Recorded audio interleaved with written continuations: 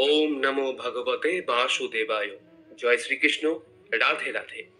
শ্রীমদ্ ভগবত গীতা এমন একমাত্র গ্রন্থ যা মানুষকে বেঁচে থাকার জন্য সঠিক দিশা দেখায়। ভগবত গীতা জীবনে ধর্ম, কর্ম এবং প্রেমের পাঠ শেখায়। ভগবত গীতার জ্ঞান মানব জীবন এবং জীবনের পরবর্তী জীবনের জন্য উপযোগী মনে করা হয়। গীতা হলো সম্পূর্ণ জীবন দর্শন, আর যে ব্যক্তি একে যথাযথভাবে অনুসরণ করতে পারে সেই ব্যক্তি সর্বশ্রেষ্ঠ হয়। ভগবত গীতায় মোট 18টি অধ্যায় এবং 700টি শ্লোক আছে, যা সবার পক্ষে প্রতিদিন পাঠ করা এবং উপলব্ধি করা সম্ভবপর হয় না। সেই জন্য আজকের অত্যন্ত গুরুত্বপূর্ণ এই ভিডিওতে আমরা ভগবত গীতার 111টি উপলব্ধি নিয়ে কথা বলবো, যেটা জানার পর আপনি শ্রীমদ্ ভগবত গীতার প্রকৃত অর্থ উপলব্ধি করতে পারবেন। তাই আপনি প্রতিদিন এই ভিডিওটি রাতে ঘুমানোর আগে বা সকালে ঘুম থেকে ওঠার পর শুনবেন। তাহলে চলুন এগোনো যাক পৃথিবীর সেই মহাজ্ঞানের ভান্ডারের দিকে, যা ভগবান শ্রীকৃষ্ণ স্বয়ং নিজের মুখে বলেছিলেন। শ্রীকৃষ্ণ বলেন, এই সংসার আমারই তৈরি মায়া দ্বারা আচ্ছন্ন। এই সংসার আমার দ্বারাই সৃষ্টি হয়েছে। আমি এই সংসারের পালন কর্তা, আবার আমি সবকিছুর বিনাশও করে থাকি। আমি অতীত, বর্তমান এবং ভবিষ্যতের সকল প্রাণীকে জানি, কিন্তু বাস্তবে আমাকে কেউই জানতে পারে না। ভগবান বলেন, যেমন প্রকাশের জ্যোতি অন্ধকারেও ঝলমল করে, একই রকম ভাবে সত্যও ঝলমল করে। এই জন্য মনুষ্যকে সর্বদা সত্যের পথেই থাকা উচিত। মৃত্যু হলো একটি অটল সত্য, যাকে কখনোই পরিবর্তন করা সম্ভব নয়। যখন থেকে এই সংসারে নির্মাণ হয়েছে, তখন থেকেই জন্ম ও মৃত্যুর চক্র ঘুরে চলেছে। যেভাবে মনুষ্য তার পুরাতন বস্ত্র পরিত্যাগ করে নতুন বস্ত্র পরিধান করে, একই রকম ভাবে আত্মাও পুরাতন জীর্ণ শরীর পরিত্যাগ করে নতুন শরীর ধারণ করে। এটাই হলো প্রকৃতির নিয়ম। এই কঠিন সত্যকে মেনে নিয়ে ভয়মুক্ত হয়ে বর্তমানেই বাঁচা উচিত। নিজের মনের ভেতর থেকে খারাপ গুণগুলিকে পরিত্যাগ করার কথা বলা হয়েছে ভগবত গীতায়। বলা হয়েছে, দম্ভ দর্পভিমানশ্চ ক্রোধ পারুষ্যমেব চ অজ্ঞানম চাভিজাতস্য পার্থ সম্পদমাসুরীম। অহংকার, রাগ, কঠোর বাণী এবং অজ্ঞানতা, এইসব থেকে মনুষ্যকে দূরে থাকা উচিত। সৎ গুণগুলিকে নিজের জীবনে ধারণ করা উচিত। এর ফলে জীবনে পরম শান্তির অনুভূতি হয়। শ্রীকৃষ্ণ আরো বললেন, ন হি জ্ঞানেন সদৃশং পবিত্রমিহ বিদ্যতে। অর্থাৎ এই সংসারে জ্ঞানের মতো পবিত্র আর কোনো কিছুই হতে পারে না। শ্রদ্ধাবান লভতে জ্ঞানম, অর্থাৎ জ্ঞানের প্রতি জিজ্ঞাসা থাকলেই জ্ঞান লাভ করা যায়। জ্ঞানম লব্ধা পরাং শান্তিম অচিরেনাধিগচ্ছতি। জীবনে শান্তি লাভ করার জন্য সাধনা নয়, বরং জ্ঞানের প্রয়োজন হয়। তিনি সমগ্র মানব জাতিকে উদ্দেশ্য করে অর্জুনকে বলেছিলেন, যদি মনকে বশে না করতে পারো, তাহলে সেই মন তোমার চরম শত্রু হয়ে উঠবে। যদি সফল হতে চাও, তাহলে ভয়কে জয় করো। অর্জুন যখন কৌরবদের বিরুদ্ধে যুদ্ধ করতে রাজি হলেন না, তখন ভগবান শ্রীকৃষ্ণ তাকে বললেন, হত বৈ প্রপয়সী স্বর্গম জিত্বা বভক্ষ সেই মহিমা তসমাৎ উত্তিষ্ঠা কৌন্তেয়া যুদ্ধয়া কৃত নিশ্চয়। হে অর্জুন, তুমি নির্ভয়ে যুদ্ধ করো। নিহত হলে স্বর্গ পাবে, আর জিতলে পৃথিবী শাসন করবে। তাই যে কোনো কাজে সফলতা পেতে হলে মন থেকে ভয়কে দূর করতে হবে। কর্মফল নিয়ে পরমেশ্বর ভগবান গীতায় বলেছেন, কর্মণ্যেবাধিকারস্তে মা ফলেষু কদাচনা। গীতার এই শ্লোকে ফলের আকাঙ্ক্ষা ব্যতীত কর্মের আদি ক্ষেত্রের ওপর জোর দেওয়া হয়েছে। আপনি যদি কোনো কাজে সাফল্য চান, তবে কর্মে মনোযোগ দিন। তবেই আপনি বিভ্রান্তি ছাড়া কর্ম করতে সক্ষম হবেন। গীতায় বলা হয়েছে, ফল কামনা করে কর্ম করলে কর্মের দিকে কম আর ফলের দিকে বেশি মনোযোগ থাকে। যতক্ষণ না তুমি নিজের কাছে হেরে যাচ্ছ, ততক্ষণ এই পৃথিবীর কেউ তোমাকে হারাতে পারবে না। দুর্বল তুমি নয়, দুর্বল তোমার সময়, আর সময় প্রত্যেকের পরিবর্তন হয়। যারা প্রকৃত জ্ঞানী ব্যক্তি, তারা না তো মৃত ব্যক্তির জন্য শোক করেন, না তো তাদের জন্য শোক করেন যারা জীবিত আছেন। কারণ তিনি জানেন, যে মারা গেছে সে আবার জন্ম নেবে, আর যে জীবিত আছে সেও একদিন নিশ্চয়ই মারা যাবে। ভগবান শ্রীকৃষ্ণ বলেন, মনের শান্তির থেকে বড় সম্পদ এই পৃথিবীতে আর কোনো কিছুই নেই। যে ব্যক্তি নিজের মনকে শান্ত রাখতে শিখে গেছে, তার থেকে বড় ধনী এই সংসারে আর কোথাও নেই। সময় কখনো মানুষের তৈরি পথে চলে না, মানুষকেই সময়ের তৈরি পথে চলতে হয়। একেই তো নিয়তি বলে। জীবন তখন কঠিন মনে হয় যখন আমরা নিজেকে পরিবর্তন করার পরিবর্তে পরিস্থিতিকে পরিবর্তন করার চেষ্টা করি। কর্মই হলো সব থেকে বড় ধর্ম। ভগবান শ্রীকৃষ্ণ গীতায় অর্জুনকে উপদেশ দিতে গিয়ে বলেছেন, মনুষ্য কর্ম করার জন্যই পৃথিবীতে জন্ম নেয়, আর কর্ম না করে কেউ ক্ষণকালও থাকতে পারে না। পরিণামের কথা চিন্তা না করে মানুষকে নিজের কর্তব্য পালন করে যাওয়া উচিত। ক্রোধ মানুষকে নরকে টেনে নিয়ে যায়। ক্রোধ করার জন্য মানুষের মন অশান্ত হয়ে পড়ে, আবেগের বশবর্তী হয়ে তখন সে নিজেরই ক্ষতি করে। ভগবান শ্রীকৃষ্ণ বলেন, মনুষ্যকে ক্রোধ এড়িয়ে চলতে হবে। যতই রাগ হোক না কেন, নিজেকে নিয়ন্ত্রণ করার প্রচেষ্টা করতে হবে। এই সংসারে আজ যা তোমার আছে, গতকাল তা অন্য কারো ছিল, আগামীকাল তা অন্য কারো হয়ে যাবে। তুমি এই পৃথিবীতে খালি হাতেই এসেছো, আর তোমাকে খালি হাতেই এখান থেকে ফিরে যেতে হবে। মনের ওপর নিয়ন্ত্রণ রাখা অত্যন্ত জরুরি। মানুষের মন বায়ুর মতো চঞ্চল হয়ে থাকে। এই মনের জন্যই মানুষ কাম বাসনার প্রতি আকৃষ্ট হয়ে নিজের লক্ষ্য থেকে ভ্রষ্ট হয়ে যায়। যদি জীবনের সফলতা পেতে হয়, তাহলে মনের ওপর নিয়ন্ত্রণ পাওয়া খুবই জরুরি। মনকে নিজের বশে করতে পারলে মস্তিষ্কে শক্তি কেন্দ্রীভূত হয় এবং তার জন্য কাজে সফলতা পাওয়ার সম্ভাবনা বৃদ্ধি পায়। গীতা আমাদের শেখায়, যে ব্যক্তি নিজের মনের ওপর নিয়ন্ত্রণ লাভ করেছে, তার মনে অপ্রয়োজনীয় চিন্তাভাবনা এবং কামনা বাসনা প্রবেশ করতে পারে না। সে অকারণ ইচ্ছা থেকেও নিজেকে দূরে রাখতে পারে, আর তার সাথে ব্যক্তি নিজের লক্ষ্যকেও খুব সহজেই জয় করে নিতে পারে। সদা সন্দেহকারী ব্যক্তি না তো এই জীবনে শান্তি পায়, না তো অন্য জীবনে। আর সেজন্যই তুমি সন্দেহের প্রবণতা থেকে দূরে থাকো। অধিক সন্দেহ করলে মনের সমস্ত শান্তি নষ্ট হয়ে যায়, আর ব্যক্তি ভ্রমের বশবর্তী হয়ে আপনজনদের সঙ্গে সব সম্পর্ক নষ্ট করে ফেলে। শরীরের সৌন্দর্য মনকে আকর্ষিত করে, কিন্তু স্বভাবের সৌন্দর্য হৃদয়কে আকর্ষণ করে। সেই জন্যই মনুষ্যের স্বভাব সর্বদা নির্মল হওয়া উচিত। কে কি করছে, কেন করছে এবং কিভাবে করছে, এসব থেকে যত দূরে থাকবে, ততই তুমি সুখে থাকবে। জীবনে আমরা কতটা ঠিক এবং কতটা ভুল, এটা মাত্র দুজনই জানে। একজন হলেন পরমাত্মা এবং দ্বিতীয়জন হলো আমাদের অন্তরাত্মা। ভগবান শ্রীকৃষ্ণ বলেন, যে ব্যক্তির মধ্যে জ্ঞানের অভাব এবং ঈশ্বরে বিশ্বাসের অভাব থাকে, সেই ব্যক্তি জীবনে কখনো আনন্দ এবং সফলতা লাভ করতে পারে না। মানুষের দুঃখের প্রধান কারণই হলো তার মোহ। যে যত বেশি মোহ করবে, সে তত বেশি দুঃখ ভোগ করবে।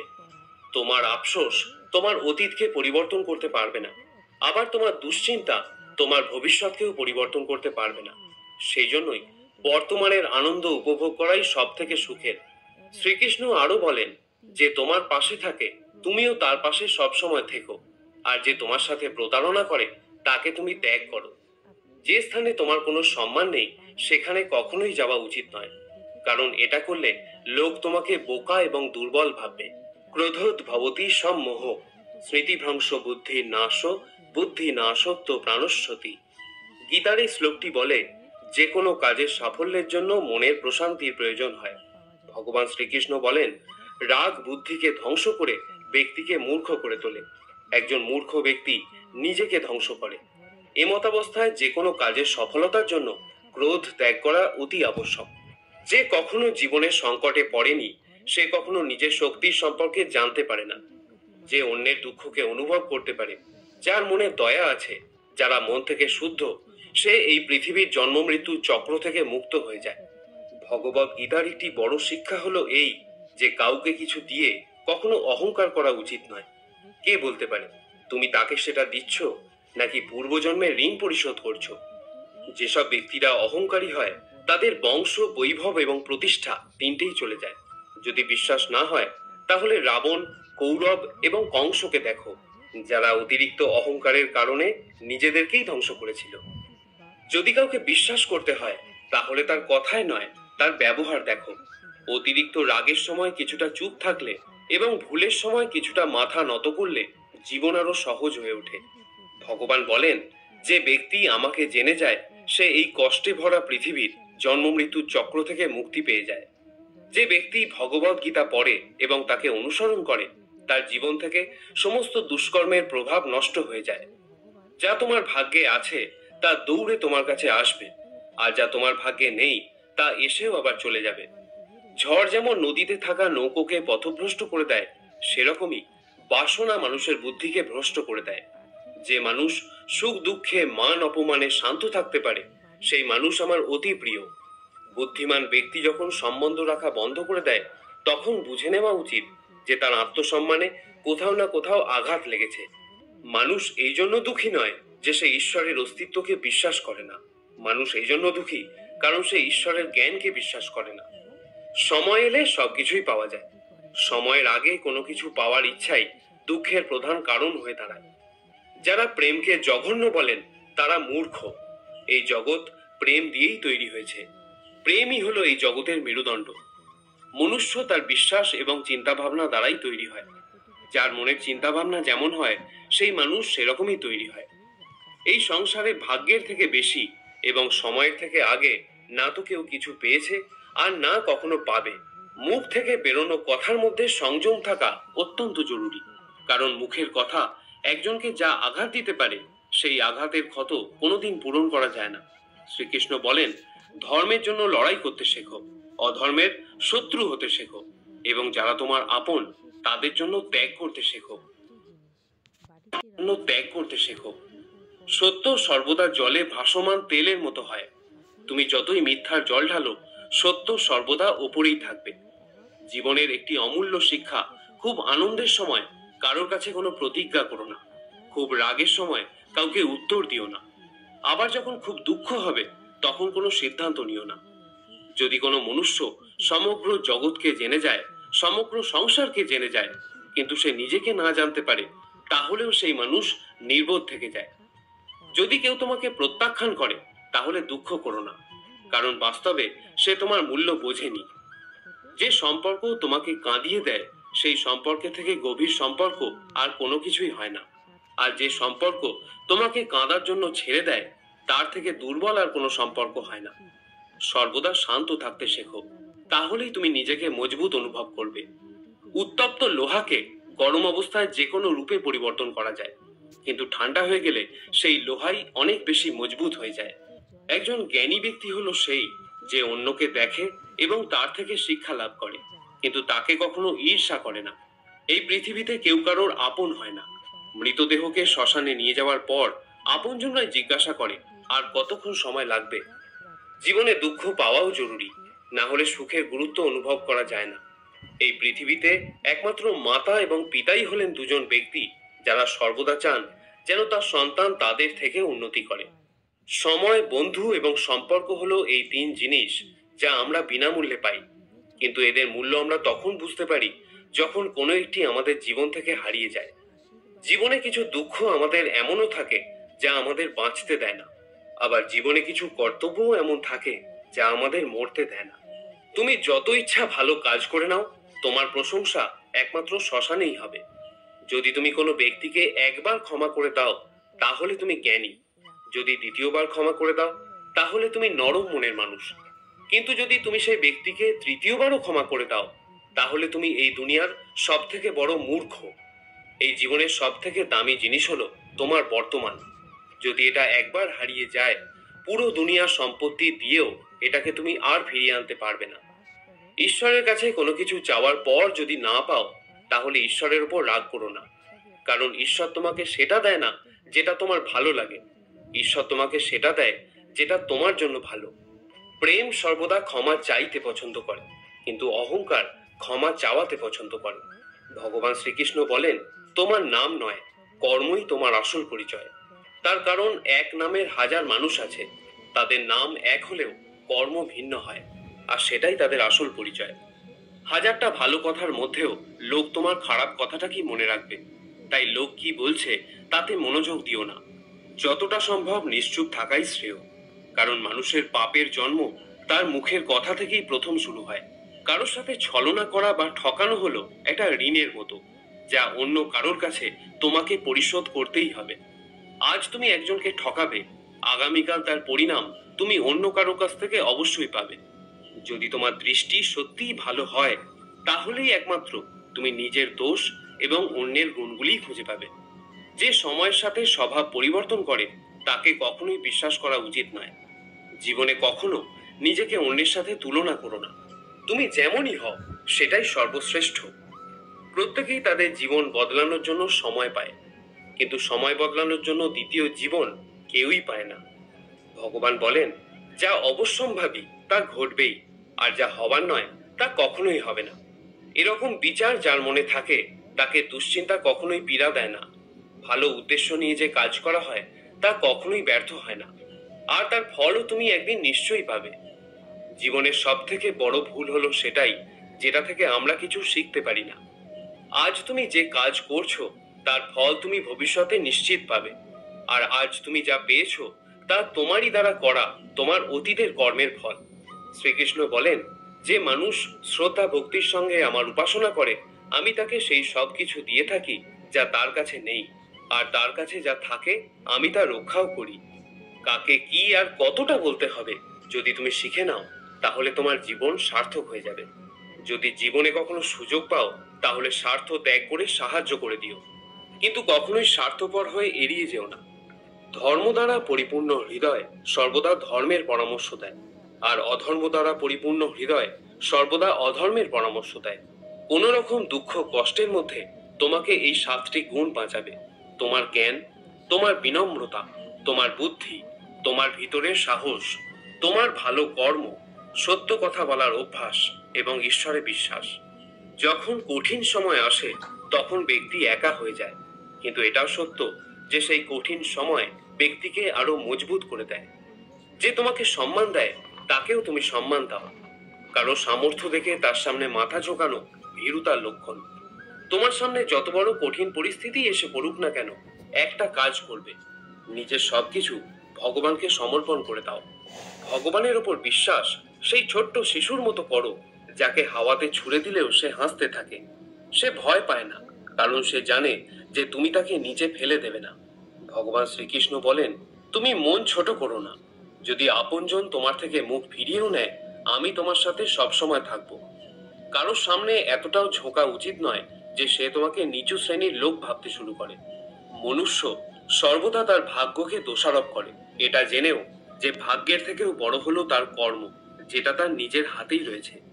জীবনে এমন একজন থাকাও খুব জরুরি যাকে কিছু বলার জন্য ভাষার প্রয়োজন হয় না, হয়তো তাকেই পরমাত্মা বলা হয়।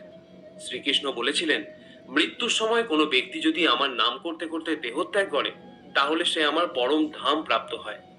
ভগবান শ্রীকৃষ্ণ অর্জুনকে বললেন, হে ভারত, প্রকৃতি আমার গর্ভাধান স্থান। আমি প্রকৃতিতে গর্ভাধান করি, আর তা থেকেই সর্বভূতের উৎপত্তি হয়। মানুষ, দেবতা ও অন্যান্য জনিতে যে সকল শরীর উৎপন্ন হয় আমি তাদের পিতা, এবং প্রকৃতি হলেন তাদের মাতা। হে মহাবাহ, সত্য, রজ এবং তম এই 3 গুণ দেহ মধ্যে আত্মাকে আবদ্ধ করে রাখে। এর মধ্যে সত্যগুণ হলো নির্মল ও নির্দোষ। এই সত্যগুণ আত্মাকে সুখ ও জ্ঞানের সঙ্গ দিয়ে আবদ্ধ করে রাখে। রজগুণ আত্মাকে রাগ, তৃষ্ণা, আসক্তি প্রভৃতি কর্মাশক্তি দ্বারা আবদ্ধ রাখে।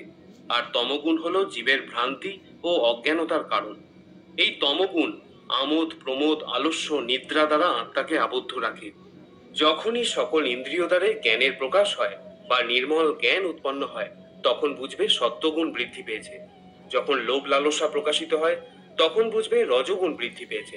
আর যখন মোহ ঘিরে আসে, বুদ্ধি বিপর্যয় ঘটে এবং কর্তব্যে অনীহা আসে, তখন বুঝবে তমগুণ প্রাধান্য পেয়েছে। সত্যগুণ প্রাপ্ত অবস্থায় যদি জীব দেহত্যাগ করে তবে সে স্বর্গলোক প্রাপ্ত হয়। যদি রজগুণ থাকা অবস্থায় দেহত্যাগ করে তবে পরজন্মে কর্মী হয়ে মনুষ্য যোনিতে জন্মগ্রহণ করে। আর যদি তমগুণ অবস্থায় দেহত্যাগ করে তবে বোকা, পাগল অথবা অবিবেকী হয়ে এই জাতীয় বিভিন্ন যোনিতে জন্মগ্রহণ করে। হে অর্জুন, আমি অব্যক্ত রূপে সমস্ত জগৎ ব্যাপিয়া আছি। সমস্ত জীব সকল আমাতেই অবস্থিত, কিন্তু আমি তাহাতে নই। ব্যাপিয়া আছি, সমস্ত জীব সকল আমাতেই অবস্থিত, কিন্তু আমি তাহাতে নই। যেমন আয়নাতে তুমি নিজের প্রতিবিম্ব দেখতে পাও, অর্থাৎ তুমি আয়নার মধ্যেই আছো, কিন্তু আয়না তোমার মধ্যে নেই। হে কৌন্তেয়, কল্পের শেষে সমস্ত জীব আমাতেই বিলীন হয়, আবার কল্পারম্ভে পুনরায় তারা আমার থেকেই নির্গত হয়। আমি নিজ প্রকৃতিকে নিজের বশে রেখে নিজ নিজ কর্ম নিমিত্তে স্বভাব অনুযায়ী জীবগণকে বারবার সৃষ্টি করে থাকি। আমার অধিষ্ঠানের জন্যই এই জগৎ প্রসব হয়, এই জন্যই জগৎ বারবার উৎপন্ন হয়। হে কৌন্তেয়, যারা অন্য দেবতায় ভক্তিযুক্ত হয়ে পূজা করে তারাও আমাকেই পূজা করে, কিন্তু তারা শাস্ত্রবিধি অমান্য করে। আমি সর্বযজ্ঞের ফলদাতা ও ভোক্তা এই তত্ত্ব জানে না বলেই তারা পুনরায় সংসারে পতিত হয়। যারা দেবগণের পূজা করেন তারা দেবলোক, যারা পিতৃগণের পূজা করেন তারা পিতৃলোক, যারা যক্ষ রক্ষাদিগের পূজা করেন তারা ভূতলোক প্রাপ্ত হন, কিন্তু যারা আমার ভজনা করেন তারা আমাকেই প্রাপ্ত হন। যিনি আমাকে পত্র, পুষ্প, ফল, জল ইত্যাদি ভক্তিপূর্বক দান করেন, আমি সেই ভক্তের উপহার গ্রহণ করে থাকি। ভগবান শ্রীকৃষ্ণ দেহের সঙ্গে আত্মার সম্পর্ককে খুব সুন্দরভাবে ভগবত গীতায় তুলে ধরেছেন। জীবের মূল সত্তা কি, দেহের সাথেই বা আত্মার সম্পর্ক কি, আত্মার স্বরূপ কি, এই সকল জটিল বিষয়বস্তু খুব সূক্ষ্মভাবে ভগবান শ্রীকৃষ্ণ গীতায় তুলে ধরেছেন আমাদের মূল সত্তাকে অবগত করার মানুষে। প্রথমেই আত্মার স্বরূপ সম্পর্কে ভগবান ধারণা দিচ্ছেন, অন্তবন্তু ইমে দেহা নিত্য শক্তা শরীরিণ অনাসীন প্রমেয়স্য তস্মাৎ যুদ্ধস্য ভারত। আত্মা যে দেহকে আশ্রয় করে অবস্থান করেন সেই দেহ নশ্বর বলে কথিত হয়েছে, কিন্তু আত্মা হলো অবিনশ্বর। তাহলে এখন এই প্রশ্নের উত্তর খুঁজতে হবে যে আমি আসলে কে। দেহটা যদি নশ্বরই হয় তাহলে তো তার ধ্বংস অনিবার্য। তাহলে আমি ধ্বংস হয়ে গেলে কর্মফলের ভোগটা কার? এই প্রশ্নের উত্তরটা কিন্তু ভগবানের এই শ্লোকে স্পষ্টভাবেই প্রতীয়মান হয়। দেহটা যেহেতু নশ্বর তাই এই দেহটা আমি নই, যেহেতু আত্মা অবিনশ্বর ও নিত্য তাই আত্মাটাই হচ্ছে আমি। আমার মূল সত্তা হলো আমি এক আত্মা যে একটি দেহকে আশ্রয় করে আছি। দেহটা আত্মার একটি আবরণ মাত্র, যেটা ভগবান আরো স্পষ্ট করে বলেছেন, পাশাংশি জীর্ণানি যথা বিহায় নবানি গৃহ্ণাতি নরপরাণি তথা শরীরানি বিহায় জীর্ণান্ন ন্যান্নি সংজাতি নবানি দেহি। যেরকম মনুষ্য তার পুরাতন বস্ত্রগুলি ত্যাগ করে নতুন বস্ত্র ধারণ করে, সেইরূপ জীবাত্মাও পুরাতন শরীর ত্যাগ করে নতুন দেহ ধারণ করে। বর্তমানে আমি এই দেহকে আশ্রয় করে আছি, আবার কোনো এক সময় পুরাতন বস্ত্রের মতোই এই দেহকে পরিত্যাগ করে কর্মফল অনুযায়ী নতুন একটি দেহ আমি ধারণ করব। এটাই হলো প্রকৃতির বিধান। এখানে কিন্তু ভগবান আমাদের জীবাত্মা বলে সম্বোধন করেছেন। এর মানে হলো আমি হলাম আত্মা, তবে জীবাত্মা। আর পরমেশ্বর ভগবান যেহেতু সর্বভূতে অবস্থান করেন তাই তিনি হলেন পরমাত্মা। যেহেতু আমার জন্ম হয়েছে তাই আমার মৃত্যু অবশ্যম্ভাবী, কিন্তু জন্ম ও মৃত্যু কোনো সৃষ্টি বা বিনাশ নয়। গীতার ভাষায় এটা দেহ পরিবর্তন করার একটা নিয়ম মাত্র। জাতস্য হি ধ্রুব মৃত্যু ধ্রুবম জন্ম মৃতস্য চ তস্মাৎ পরিহার্য অর্থে নতম সচিতম অর্হসি। যার জন্ম হয়েছে তার মৃত্যু নিশ্চিত, আবার যার মৃত্যু হয়েছে তার জন্ম হওয়াও নিশ্চিত। সুতরাং যা অবশ্যম্ভাবী তার জন্য আমাদের শোক করা উচিত নয়। এটি হলো ভগবত গীতার সব থেকে বড় উপলব্ধি। যারা এই শরীরকে সর্বস্ব বলে মনে করেন তারাই কেবল দুঃখ ভোগ করেন, কিন্তু যারা জানেন এই শরীরটা আমি নই, আমি জীবাত্মা, আমার বিনাশ নেই, তারা কখনো কোনো কষ্টে ব্যথিত হন না বা অধিক আনন্দে প্রভাবিতও হন না। বিষয় চিন্তা করতে করতে মানুষের তাতে আসক্তি জন্মায়। আসক্তি থেকে কামনা, কামনা থেকে ক্রোধ, ক্রোধ থেকে মোহ, মোহ থেকে স্মৃতিভ্রংশ, স্মৃতিভ্রংশ থেকে বুদ্ধিনাশ, আর বুদ্ধিনাশ হলেই বিনাশ ঘটে। কিন্তু যার ইন্দ্রিয় প্রসন্ন চিত্ত এবং বুদ্ধি ঈশ্বরে স্থিত, তিনি অমৃত লাভ করেন। আর যিনি অযুক্ত, যার চিত্ত ঈশ্বরে সমাহিত নয়, তার আত্মা বিষয়ক বুদ্ধিও হয় না। যার আত্মা বিষয়ক বুদ্ধি চিন্তা নেই তার শান্তিও নেই। আর যার শান্তি নেই তার সুখ কোথায়? আমাদের মন সকল ইন্দ্রিয়কে পরিচালনা করে। যখন ইন্দ্রিয় সকল মনের অধীন এবং প্রজ্ঞাবান, যার ইন্দ্রিয় সকল বিষয় থেকে নিবৃত হয়েছে তার প্রজ্ঞা প্রতিষ্ঠিত হয়েছে বলে জানবে। যেমন নদীর জল সমুদ্রে প্রবেশ করে বিলীন হয়ে যায়, তেমনি আত্মাবান ব্যক্তিতে বিষয় সকল প্রবেশ করলেও তাতে চিত্ত বিক্ষিপ্ত না হয়ে স্থির থাকে। এইরূপ স্থির আত্মাবান ব্যক্তি শান্তি লাভ করে। কিন্তু যিনি ভোগ কামনা করেন তিনি শান্তি পান না। যে ব্যক্তি সমস্ত কামনা ত্যাগ করে নিষ্প্রিয় হয়ে বিচরণ করেন, যিনি মমতা শূন্য এবং অহংকার শূন্য, তিনি শান্তি প্রাপ্ত হন। হে পার্থ, এই স্থিতিপ্রজ্ঞ অবস্থাই হলো ব্রাহ্মী স্থিতি। এই অবস্থা প্রাপ্ত হলেই জীবের আর মোহ থাকে না। মৃত্যুকালেও এই অবস্থা বিদ্যমান থাকায় তিনি ব্রহ্মে লীন হন, অর্থাৎ তিনি মোক্ষ লাভ করেন। তৃতীয় অধ্যায়ে অর্জুনের প্রশ্নের উত্তরে শ্রী ভগবান কর্মযোগের অবতারণা করেছেন। এখানেও নিষ্কাম কর্মের উপায় রূপে প্রথমে আত্মাতে সন্তুষ্ট, আত্মারাম জ্ঞানীর ভাবানুযায়ী ফলাশক্তি বর্জন করে কর্ম করার উপদেশ দিলেন। তারপর অহংকার বর্জিত নির্লিপ্ত বুদ্ধিতে কর্ম করার উপদেশ দিলেন। তিনি বলছেন, মই সর্বাণি কর্মাণি সামান্য সাধ্যাত্ম চেতসা, অর্থাৎ বিবেক বুদ্ধি দ্বারা আমাদের সমস্ত কর্ম সমর্পণ করো। এখানেও শ্রী ভগবান কর্মযোগের সহজ পন্থা স্পষ্ট করে নির্দেশ করে দিচ্ছেন। ঈশ্বরের সমস্ত কর্ম সমর্পণ করতে হবে আমাদের, তাহলে সেই কর্মের ফল আর আমাদের উপর বর্তাবে না। ঈশ্বর তার অনন্ত কৃপাগুণে আমাদের সমস্ত কর্মভোগ কাটিয়ে মোক্ষের অধিকারী করে দেবেন। এরপর চতুর্থ অধ্যায়ে ভগবান তার করুণার পরাকাষ্ঠা প্রকাশ করে প্রতিজ্ঞা করছেন, যে যথা মাং প্রপদ্যন্তে তাঙস তথৈব ভজামহম, অর্থাৎ যে যেখানে যেভাবে যে অবস্থায় আমার শরণ নেয় তাকে সেইখানে সেইভাবে সেই অবস্থায় আমি অনুগ্রহ করে থাকি। যে বিষয় কামনা করে তাকে আমি কাম্য বস্তু প্রদান করে থাকি। যে মোক্ষ কামনা করে তাকে আমি মোক্ষ ফল প্রদান করি। যে ভক্তি প্রার্থনা করে তাকে আমি ভক্তি প্রদান করি। আমাদের জীবনের সব থেকে কটু সত্য হলো এটি, যে আমরা সর্বদা সুখের জন্য চেষ্টা করি কিন্তু আমরা দুঃখ পাই। আমরা প্রেম কামনা করি কিন্তু আমরা হতাশার সাথে মিলিত হই। আমরা জীবন কামনা করি কিন্তু আমরা জানি যে আমরা প্রত্যেক মুহূর্তে মৃত্যুর দিকে এগিয়ে যাচ্ছি। প্রত্যেক ব্যক্তি সুখ লাভের জন্য ফলপ্রসূ কাজে নিয়োজিত থাকে কিন্তু তৃপ্তি পায় না। পরিবর্তে এই ক্রিয়াকলাপগুলি কেবল দুঃখকে আরো বাড়িয়েই তোলে। ফলে এই পৃথিবীতে কার্যত সবাই অসুখী। কেউ কেউ নিজের শরীর ও মনের দুঃখে ভোগে, অন্যরা তাদের পরিবারের সদস্য এবং আত্মীয়দের দ্বারা যন্ত্রণা প্রাপ্ত হয়। কেউ কেউ ধনসম্পদের অভাব এবং জীবনের প্রয়োজনীয় জিনিসপত্রের ঘাটতিতে ভুগছেন। বস্তুগত মানসিকতার লোকেরা জানে যে তারা অসুখী, কিন্তু তারা মনে করে যে তাদের সামনে থাকা অন্যরা সবাই সুখী, এবং তাই তারা বস্তুগত বৃদ্ধির জন্য ছুটতে থাকে। এই অন্ধ সাধনা চলে বহুকাল যাবৎ, তবুও সুখের দেখা নেই। এখন যদি মানুষ এটা বোঝে যে ফলপ্রসূ কাজে লিপ্ত হয়েও কেউ কখনো সুখ অর্জন করতে পারেনি, তাহলে তারা বুঝবে যে তারা যেদিকে ছুটছে তা বৃথা এবং অর্থহীন, এবং তখন তারা আধ্যাত্মিক জীবনের দিকে ফিরতে পারে। যাদের বুদ্ধি আধ্যাত্মিক জ্ঞানে স্থির হয়ে গেছে তারা বোঝে যে ভগবানই সবকিছুর পরম ভোগদাতা।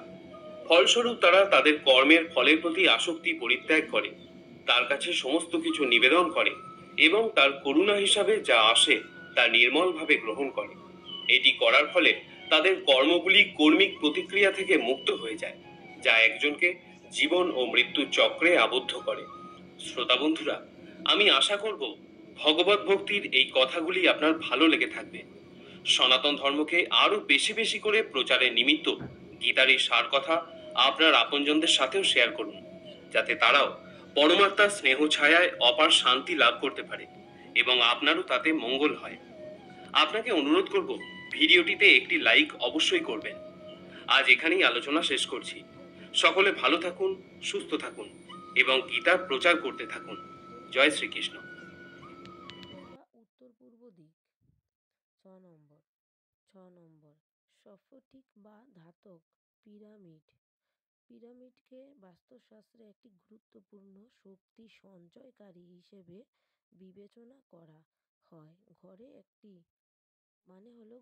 একটি ক্রিস্টাল বা ধাতব ধাতব পিরামিড পিরামিড রাখলে নেতিবাচক শক্তি দূর হয় এবং ইতিবাচক শক্তির মানে প্রভাব বজায় থাকে রাখে।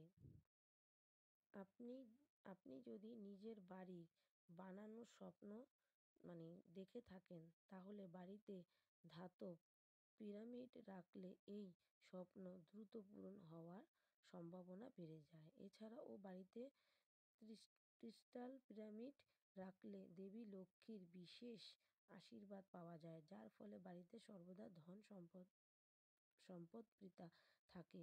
ইতিবাচক শক্তির জন্য পিরামিড ঘরের দক্ষিণ পূর্ব দিকে রাখা ভালো।